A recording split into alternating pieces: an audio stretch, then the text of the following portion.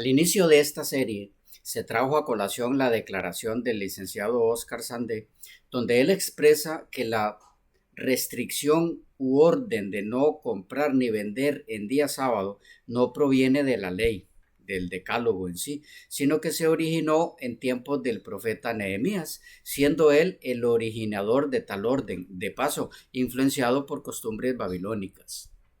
Compartimos también lo que este caballero enseña como resultado del concepto anterior, y es que al sujetarse los cristianos leales a la ley de Dios, a la indicación de no comprar ni vender en día sábado, no hacemos otra cosa que copiar una costumbre babilónica, puesto que no aparece esa indicación en la ley misma. ¿Es esto así? Está en lo cierto don Óscar Sandé en lo que ha transmitido en el video mencionado al inicio de esta serie. La indicación de no comprar ni vender en las horas del sábado se originó en Babilonia. La inició Nehemías en su tiempo, y no por basarse en lo estipulado en el decálogo, sino en costumbres babilónicas. ¿O tal indicación está clara y definida en la ley? ¿Qué dicen las evidencias al respecto? En esta ocasión, la forma en la que abordaremos este asunto es la siguiente. Número 1.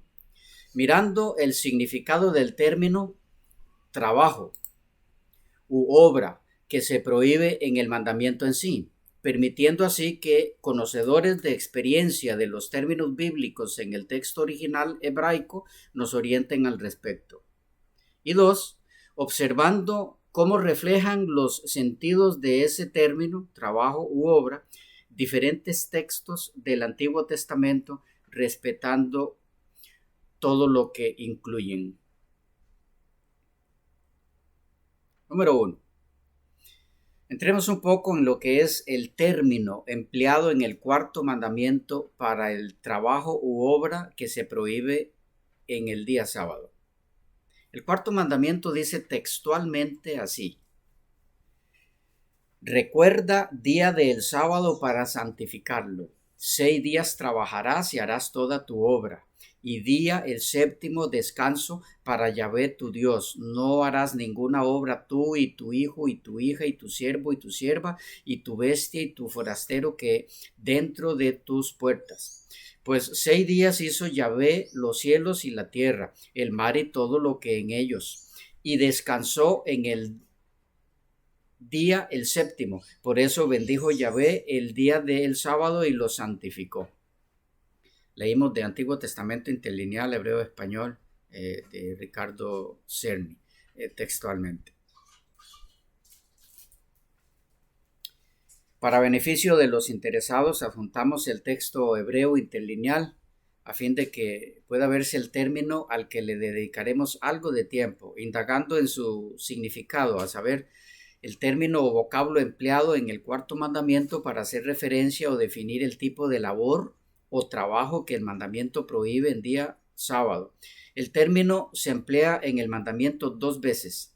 Primero en la frase harás toda tu obra, en referencia a los 6 días, y luego en la frase no harás ninguna obra, en referencia al sábado.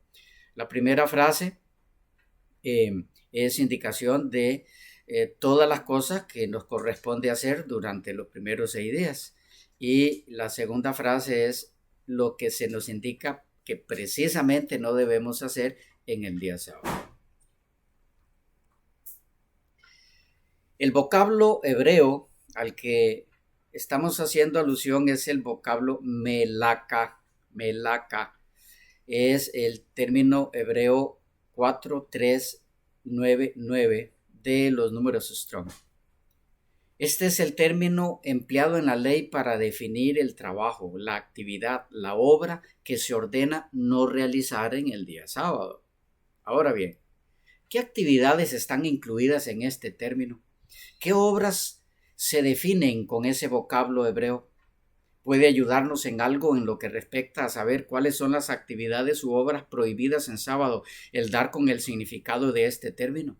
Por supuesto que sí, pues fue el término escogido por la inspiración misma para definir tales obras. Es decir, porque Dios, el autor de la ley, sabía lo que ese término significaba, lo que ese vocablo implicaba en la época del Israel antiguo, lo empleó en su ley. No tengo ninguna duda de que al mirar un poco en el sentido de este término quedará más que claro a qué actividades se refiere. No sin antes recordarles que no hemos de olvidar la pregunta que queremos contestar en esta sección, a saber, el mandamiento no harás en él, en el sábado, obra alguna, ¿implica comprar y vender? ¿O lo que es lo mismo, la actividad mercantil, el negocio, el comercio?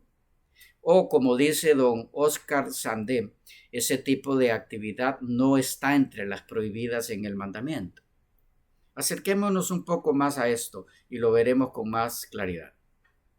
Veamos en primer lugar cómo definen los léxicos y diccionarios bíblicos este vocablo hebreo. De Diccionario de Hebreo Bíblico de Moisés Chávez, de Editorial Mundo Hispano, miremos los sentidos de este término, con los correspondientes textos que pueden mirar ahí, o en los correspondientes textos. Negocio, empresa, obra, labor, oficio, profesión, habilidad de artesano, obra o servicio en el santuario, labor, detalle, artesanía, artesanía en cuero, asunto, tarea, provisiones, etc. Leímos del Diccionario de Hebreo Bíblico de Moisés Chávez. De paso, mientras vamos mirando varios léxicos y diccionarios sobre esto, no haría mal que vayan confeccionando un listado de todos los sentidos o significados de este término, a fin de que al concluir este apartado pueda estar lo más claro posible de todo lo que implica. Avancemos entonces. Del léxico hebreo y caldeo del Antiguo Testamento por Julius Fuerst. Aquí están los sentidos: servicio, empleo, trabajo, labor, negocio, empresa, labor de artesanía, manufactura. Del léxico hebraico y arameo del Antiguo Testamento en portugués: misión, viaje de negocio, trabajo, ocupación, emprendimiento. De un léxico comprensivo diccionario etimológico de la lengua hebrea: trabajo, ocupación, servicio, uso, mercancía, propiedad. Del léxico manual de hebreo-inglés: negocio, trabajo, labor de un artífice. Se usa en referencia al negocio público, mercancía, etc.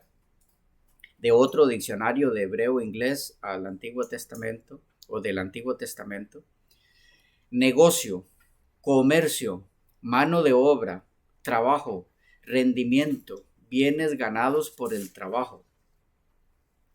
De diccionario completo judío-inglés: comercio, trato. De léxico hebreo-inglés del Antiguo Testamento: trabajo, labor, negocio, trabajo de campo, labranza, mercaderes, artesanos, empleado de construcción, trabajo de artífice, negocio público, lo que se adquiere con el trabajo, bienes. Del diccionario hebreo-inglés de Breslov: negocio, actividad comercial. De diccionario hebreo caldeo del Antiguo Testamento para estudiantes: hacer negocios de trabajo, trabajo artístico, algo adquirido por el trabajo o negocios, bienes, propiedad. Del léxico hebreo caldeo e inglés de Samuel Lee: adquirir riquezas hechas por el trabajo, o lo que es lo mismo, negocio. De compendio del léxico hebreo para estudiantes por Benjamin Davis: comercio. De el nuevo diccionario hebreo-inglés, inglés-hebreo de Yisrael Lazar: comercio. Concluimos esta parte dedicada al término hebreo melaka con algunas declaraciones muy enriquecedoras en cuanto al sentido de este término en lo referente a negocio, comercio, compra y venta, ganancia adquirida por el negocio, etc., por parte de autoridades en esta área. En este caso, el Gran Léxico del Antiguo Testamento, en varios tomos, en este caso en idioma italiano, en el volumen 5. Dice así: el término Melaka aparece 166 ocasiones en el Antiguo Testamento en diferentes formas. La obra historiográfica deuteronomista emplea el término 19 veces, mientras que la obra del cronista lo utiliza 63 veces. En la literatura profética y sapiencial, la palabra solo aparece esporádicamente. Sus significados pueden dividirse en 4 grupos o ámbitos. 1. Trabajo especializado, artes manuales, artesanía. 2. Trabajo común, incluido el trabajo físico. 3. Resultado del trabajo, objeto manufacturado, bien mueble. Y 4. Envío, comisión, embajada o negocio. Sigue diciendo esta obra: el eclesiástico utiliza metk 6 veces, normalmente en el sentido de trabajo, labor, negocio. Los 70 traducen casi constantemente con ergón, 127 veces o similar. En el Antiguo Testamento denota sobre todo trabajo cualificado, trabajo que requiere habilidad, en antítesis al trabajo físico. Las siguientes actividades entran en la categoría de trabajo especializado: el trabajo con materiales preciosos, Ezequiel 28:13, la pericia en el trabajo agrícola, Proverbios 24:27, Primero de Crónicas 27:26, el arte del alfarero, la navegación, Salmo 107:23, trabajo de servicio religioso, Jeremías 48:10, manejo de objetos sagrados, Números 4:3, trabajo como juez y funcionario público, Primero de Crónicas 26:29, realización de trabajo para Dios, Primero de Crónicas 29:1, negocios, Jonás 1:8, planificación y ejecución, Esdras 10:13 y Primero de Crónicas 28:19, y labor militar, Primero de Reyes 1:28. Sigue diciendo este mismo documento: en los días festivos, excepto el sábado y el día de expiación, había una prohibición menos estricta de trabajar y se permitía el trabajo físico ligero, por ejemplo, la limpieza de la casa o el estudio intensivo. En muchos ejemplos se sigue captando la conexión semántica con el significado original del verbo enviar, de un significado básico. Enviar deriva como una simple extensión, tarea, misión, y finalmente negocio, asunto, empresa. La idea de la misión o el encargo se encuentra en Génesis 39:11, cuando José llega para ocuparse del encargo o negocio de Potifar. Los marineros preguntan a Jonás cuál es su misión, es decir, cuál era el negocio, Jonás 1:8.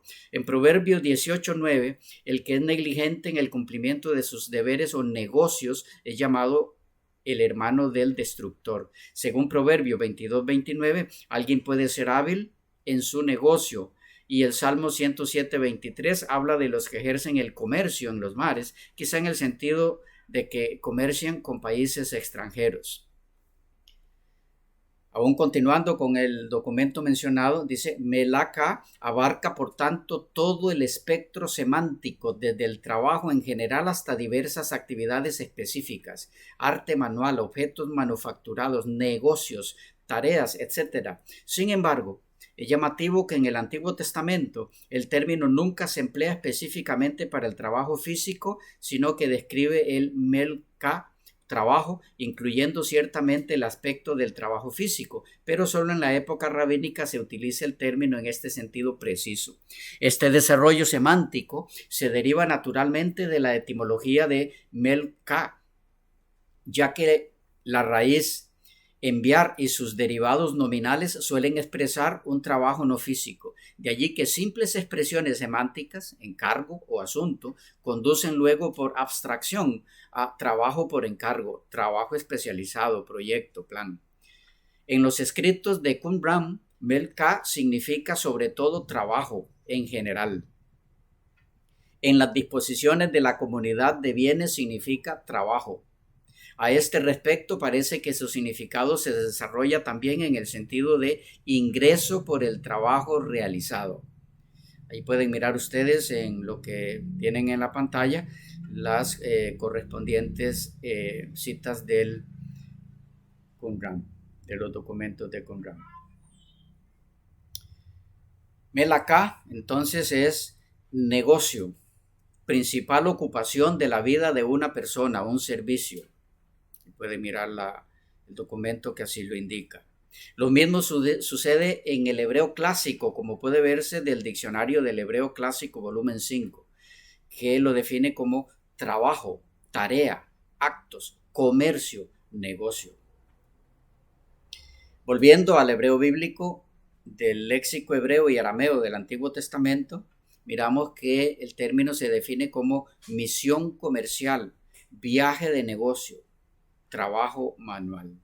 Bien, como podemos ver, el término es muy rico en su significado, implica muchas actividades laborales, pero en lo que respecta al interés de nuestro estudio en esta ocasión, es claro que entre las labores implicadas en el término melaka está clara y directamente la de comprar y vender, la de comerciar, la de hacer negocio. De tal manera que para decir que la prohibición del cuarto mandamiento no implica el comprar y vender en ese día, no implica el negociar en ese día, solo puede hacérselo pasando por alto uno de los más claros sentidos del término hebreo. Decir que tal prohibición no está en la ley misma es hablar en un vacío contextual, es desconocer el sentido propio del término bíblico empleado en el texto original, al eliminar uno de sus tantos significados. Ahora bien, hemos visto hasta aquí brevemente que el vocablo melaka incluye la actividad comercial, el negocio, la compra y la venta de mercancía, basados en el significado propio del término, según las autoridades en esa área. Pero lo mismo también es cierto en el término griego, que se corresponde con melaka, de modo que tanto en la Septuaginta como en el Nuevo Testamento puede verse también que el sentido de comercio, negocio, compra y venta con propósito de ganancia, etc., no solo se ve reflejado claramente en el texto hebreo, sino en el texto griego. Pero eso lo veremos en la próxima sección.